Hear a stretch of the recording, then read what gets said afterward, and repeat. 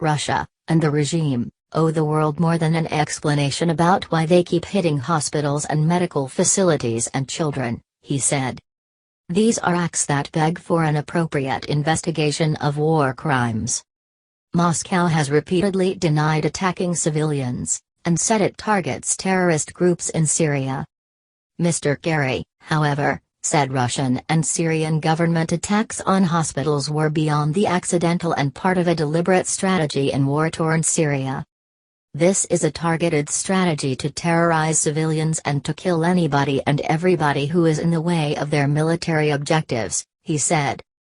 Mr. Kerry was speaking in Washington at a news conference with the French Foreign Minister, Jean-Marc Ayrault. Mr. Ayrault is in Washington before a meeting of the UN Security Council, where he will present a plan for a further ceasefire to try to get humanitarian access to the divided city of Aleppo. U.S. and Russian talks on the crisis have cooled after the breakdown in a ceasefire brokered in September. Both sides blame each other for the collapse. Earlier on Friday, Russia's parliament voted to approve an indefinite deployment of forces in Syria at the Hamam air base. The facility had been supporting Russian troops since August 2015 on a temporary basis, but Friday's vote could lead to a permanent base. Russia has also been openly criticized by German leader Angela Merkel, who said it should use its influence in Syria to end these heinous crimes.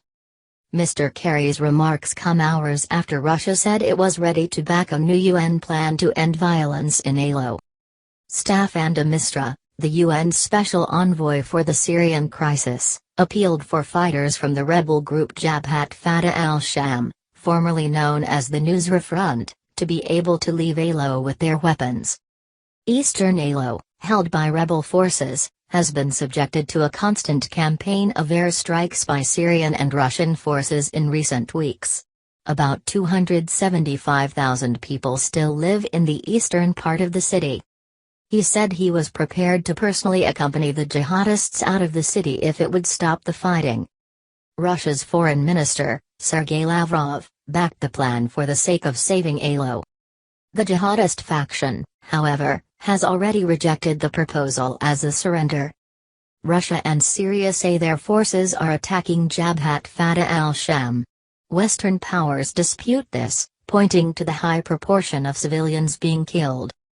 Mr. de Mistura said only about 900 of the estimated 8,000 fighters in eastern Aleppo were members of Jabhat Fatah al-Sham.